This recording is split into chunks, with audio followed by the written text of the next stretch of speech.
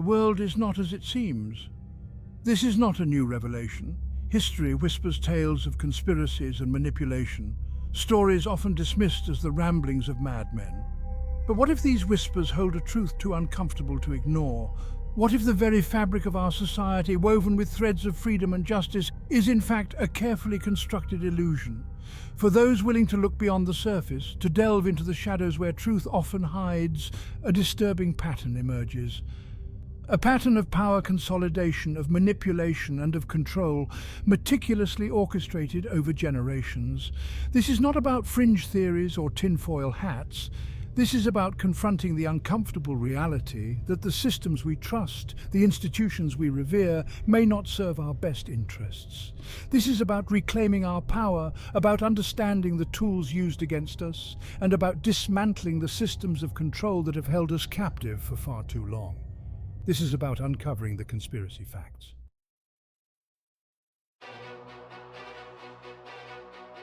Words have power. They shape our thoughts, mold our perceptions, and ultimately control our reality. It's no coincidence that those in power throughout history have understood and wielded this power with ruthless efficiency.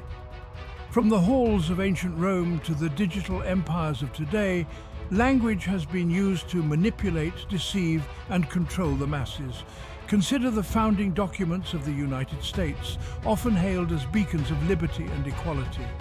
A closer examination reveals a more complex and troubling story. The very language used to enshrine these ideals simultaneously served to entrench existing power structures and perpetuate systems of oppression. The word person, for example, seemingly innocuous, takes on a sinister meaning when we consider its historical context. Its strategic use in the Constitution, as we will explore, served to obfuscate the brutal reality of slavery and enshrine the rights of slave owners. This deliberate manipulation of language, this subtle but powerful form of control, continues to shape our legal and political landscape to this day.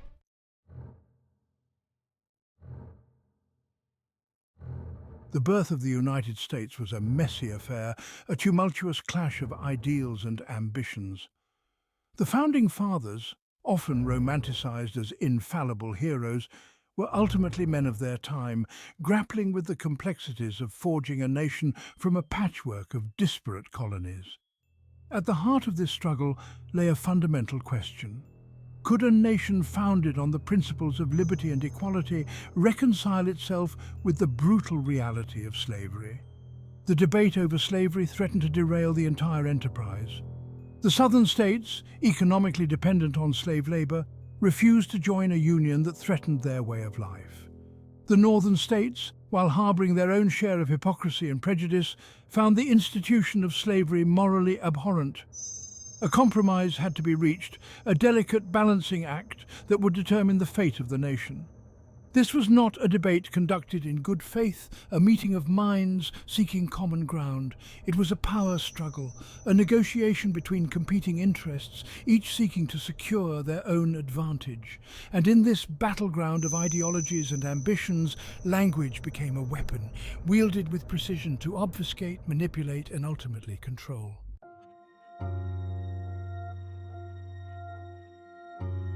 The compromise that emerged, enshrined in the very document meant to embody freedom and unity, was a Faustian bargain, a deal struck with the devil of expediency. The southern states, wielding the threat of secession, demanded concessions, safeguards for their peculiar institution. The northern states, eager to preserve the Union, proved willing to compromise on their principles. The result was a document riddled with contradictions, a testament to the enduring legacy of political expediency. The Constitution, hailed as a beacon of liberty, enshrined the enslavement of millions within its very text. This was achieved through careful wording, through the strategic use of euphemisms and omissions, through the deliberate manipulation of language to disguise a brutal reality. The word slavery itself is conspicuously absent from the Constitution. Instead, enslaved Africans are referred to as persons held to service or labor, a sanitized phrase that masks the horrors of their reality. This deliberate obfuscation served a dual purpose: It appeased the sensibilities of those morally opposed to slavery, while simultaneously protecting the economic interests of the slave-holding South.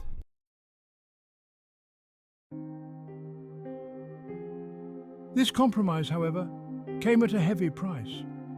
The decision to accommodate slavery, to enshrine it within the very fabric of the nation, cast a long shadow over the American experiment.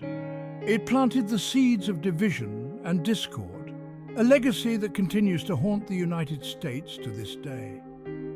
The consequences of this compromise were far-reaching. It led to decades of political strife, culminating in the horrors of the Civil War. It entrenched a system of racial hierarchy and oppression that continues to plague American society. And it created a dangerous precedent, demonstrating the power of language to mask injustice and perpetuate systems of control.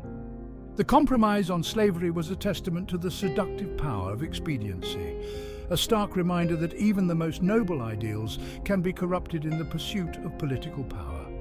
It serves as a cautionary tale, a reminder that words have power and that those who control language control reality itself.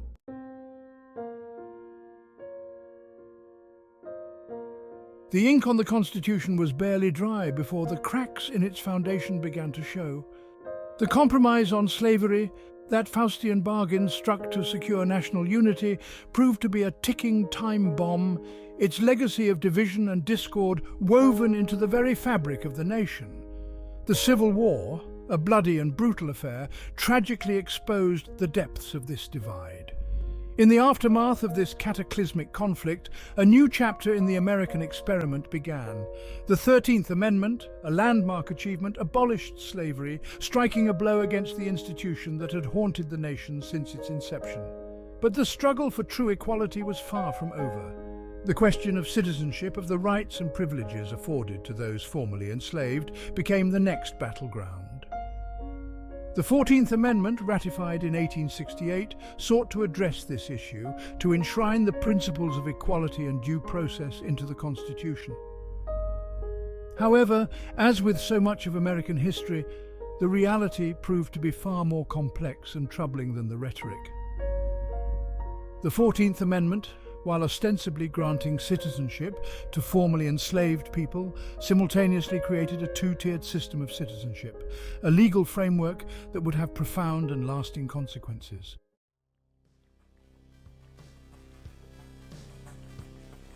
The 14th Amendment is a document of contradictions, a testament to the enduring legacy of compromise and political maneuvering. Its very language, carefully crafted to appease competing factions, created loopholes and ambiguities that would be exploited for generations to come. The amendment's first section, often cited as a beacon of equality, declares that all persons born or naturalized in the United States and subject to the jurisdiction thereof are citizens of the United States and of the state wherein they reside. This seemingly straightforward declaration, however, masks a crucial distinction. It creates two distinct classes of citizens: Preamble citizens and 14th Amendment citizens. Preamble citizens, those whose citizenship derives from the original Constitution, enjoy the full range of rights and protections enshrined in that document. 14th Amendment citizens, on the other hand, are granted a more limited form of citizenship, their rights and privileges subject to the whims of the federal government. This distinction, subtle but profound, would have far-reaching consequences, shaping the legal landscape of the United States for generations to come.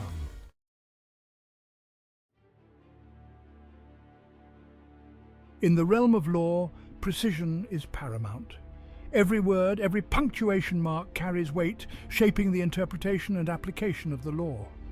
The framers of the Constitution, well versed in the nuances of language, understood this principle implicitly. The deliberate use of capitalization, for example, played a crucial role in shaping the meaning and intent of the document. This attention to detail, however, was conspicuously absent from the drafting of the 14th Amendment.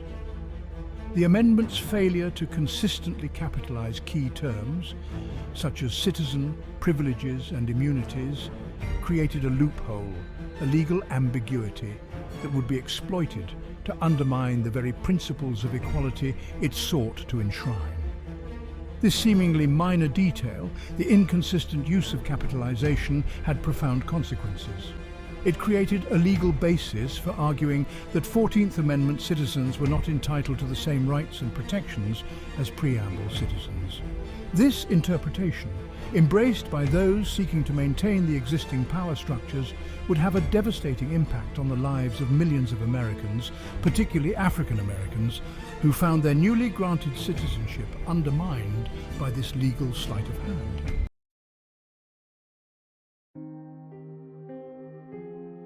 The 14th Amendment, hailed as a landmark achievement in the fight for equality, ultimately proved to be a double-edged sword. While ostensibly granting citizenship to formerly enslaved people, it simultaneously created a legal framework for their continued subjugation. The two-tiered system of citizenship it established, with its subtle but profound distinctions, perpetuated the very inequalities it sought to address. This manipulation of language, this deliberate creation of ambiguity and loopholes, is a testament to the enduring power of those who seek to maintain the status quo.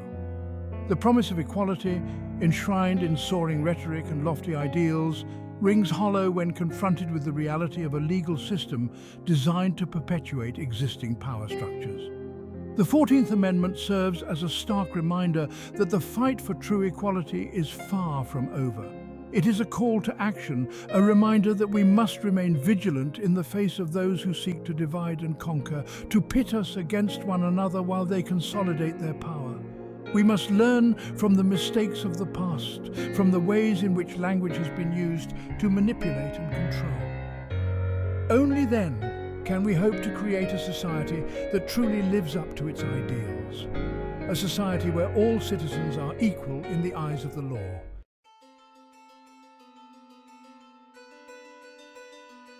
Today, most Americans live in blissful ignorance of their true citizenship status.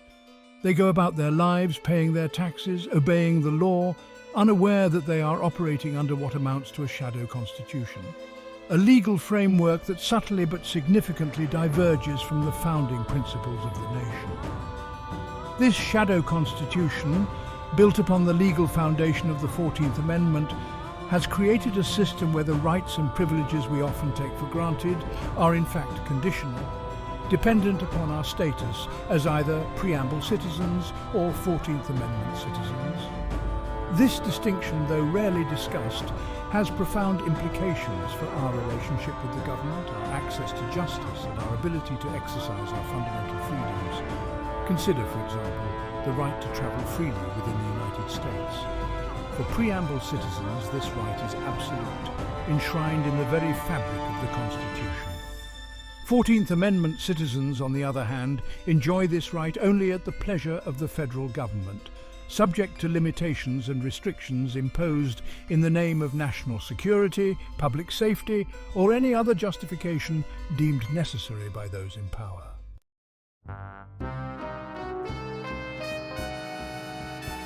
State versus federal, a tale of two masters. The distinction between Preamble citizens and 14th Amendment citizens also has significant implications for our understanding of federalism, the balance of power between state and federal governments. The 10th Amendment to the Constitution clearly states that the powers not delegated to the United States by the Constitution, nor prohibited by it to the states, are reserved to the states respectively, or to the people. This principle, however, has been steadily eroded over the past century as the federal government has expanded its reach into virtually every aspect of American life. This power grab has been facilitated, in part, by the legal framework established by the 14th Amendment, which has created a class of citizens directly beholden to the federal government. 14th Amendment citizens, by virtue of their status, are subject to the jurisdiction of the federal government in ways that Preamble citizens are not. This has led to a situation where the federal government can, and often does, impose its will upon states and individuals, bypassing the constraints of the Constitution and undermining the principles of limited government.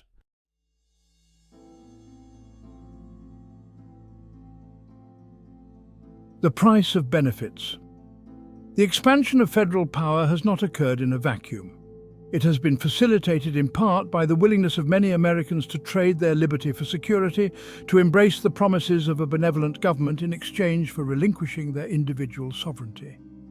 The social safety net, while providing essential support for many, has also served as a tool for expanding the reach of the federal government. Social Security, for example, is often cited as a prime example of this dynamic. Participation in this program, while ostensibly voluntary, is virtually mandatory for most Americans. By accepting Social Security benefits, individuals unwittingly surrender a degree of their autonomy, becoming beholden to the federal government for their financial well-being. This is not to suggest that social safety net programs are inherently bad, or that those who rely on them are somehow complicit in the erosion of liberty. It is simply to acknowledge the complex and often Faustian bargain that has been struck between the American people and their government, a bargain where individual freedom has been gradually eroded in exchange for the promise of security and well-being.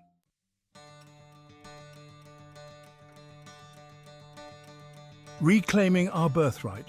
The situation we face today, while concerning, is not insurmountable. The first step towards reclaiming our lost liberties is awareness, a clear understanding of the ways in which the system has been rigged against us. We must educate ourselves about the true nature of our citizenship, the distinctions between Preamble citizens and 14th Amendment citizens, and the implications these distinctions have for our rights and freedoms. We must also be willing to challenge the status quo, to question the authority of those who claim to govern in our name. This does not require violence or revolution, but rather a steadfast commitment to peaceful resistance, to asserting our rights through legal and political means. We must demand accountability from our elected officials, hold them to their oaths to uphold the Constitution, and refuse to be silenced or intimidated by those who seek to maintain their grip on power. The path forward will not be easy, but the stakes are too high to ignore.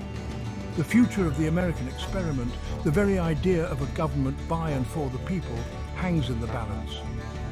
It is time for us to reclaim our birthright, to restore the principles of liberty and limited government upon which this nation was founded. It is time for us to step out of the shadows of the 14th Amendment and into the light of true freedom.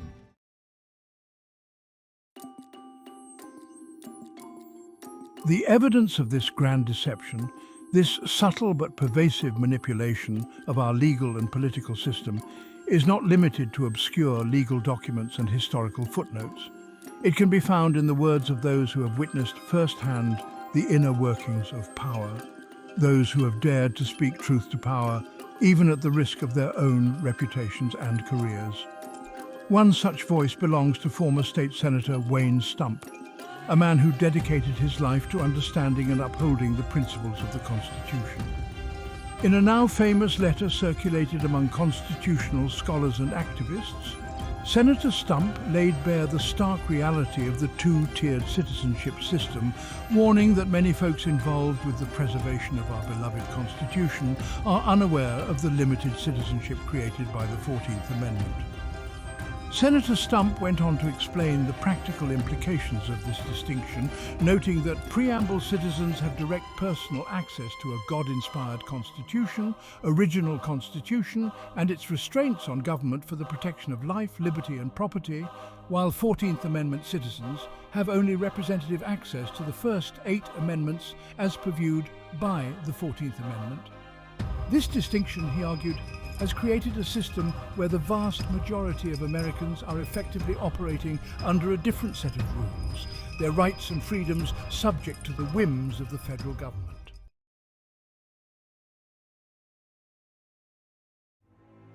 A conspiracy of silence. Senator Stump's warnings, though stark, have been largely ignored by the mainstream media and the political establishment. This is not surprising, given the implications of his claims. To acknowledge the validity of his arguments would be to admit that the very foundation of the American legal system is flawed, that the rights and freedoms we hold dear are in fact far more tenuous than we have been led to believe. This conspiracy of silence, this deliberate suppression of information that challenges the prevailing narrative, is itself evidence of the very manipulation we are seeking to expose. Those in power, those who benefit from the existing system, have a vested interest in maintaining the illusion of freedom, in keeping the masses ignorant of the true nature of their subjugation. This suppression of information takes many forms. It can be as blatant as censoring dissenting voices, as subtle as controlling the narrative through media manipulation, or as insidious as discouraging critical thinking through propaganda and misinformation. The goal, however, is always the same: to prevent the masses from questioning the legitimacy of the system, from realizing the true extent of their own disempowerment.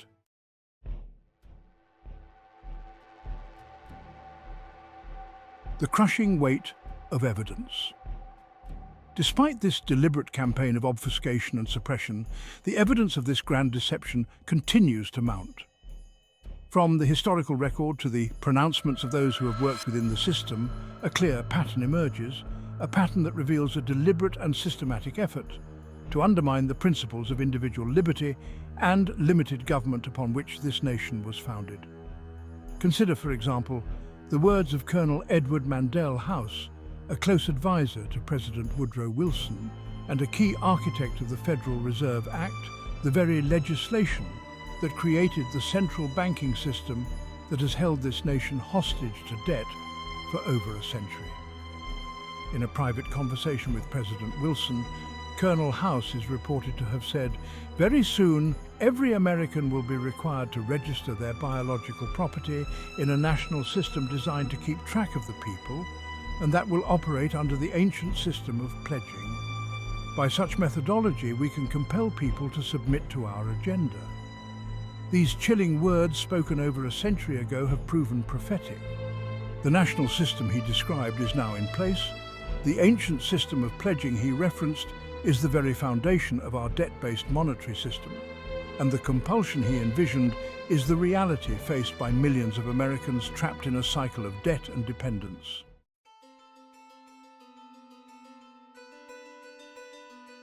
So, synthesis of conspiratorial realities. The journey through the shadowed alleys of American legal and political history, as outlined in the preceding sections, reveals a disturbing yet undeniable pattern of manipulation and control.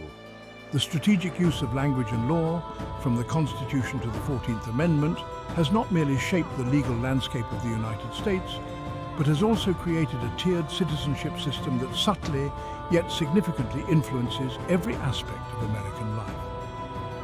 This dual system of citizenship, with its roots deep in the historical compromise over slavery and its branches extending into modern legal interpretations, serves as a powerful tool for those in power to maintain control over the populace. The distinction between Preamble citizens and 14th Amendment citizens is not just a legal technicality.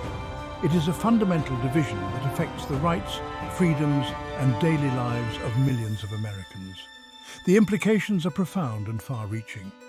The average American, unaware of their status and rights under this bifurcated legal system, is left vulnerable to manipulation and control. The revelations from individuals like State Senator Wayne Stump and Colonel Edward Mandell House peel back the layers of obfuscation, exposing the mechanisms through which power is consolidated and dissent is stifled. The narrative woven through our constitutional and legislative history is complex and multifaceted, but the underlying theme is clear. Those in positions of power have long used the legal system not just to govern but to control. As we move forward, it is imperative that we recognize these patterns not as isolated historical events but as ongoing strategies that continue to impact us today.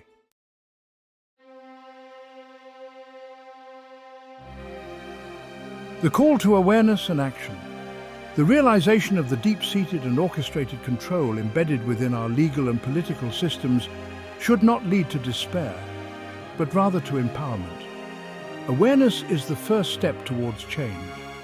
It is only by acknowledging the existence of these conspiratorial structures that we can begin to challenge and dismantle them. Each citizen's journey towards understanding their true legal and historical context is not just an academic exercise, it is a necessary step towards reclaiming the freedoms and rights that have been obscured and manipulated by those in power. The call to action is clear. Educate yourself, question the narratives presented by those in authority, and engage in the political process with a critical and informed perspective. Moreover, this call to awareness and action extends beyond individual efforts.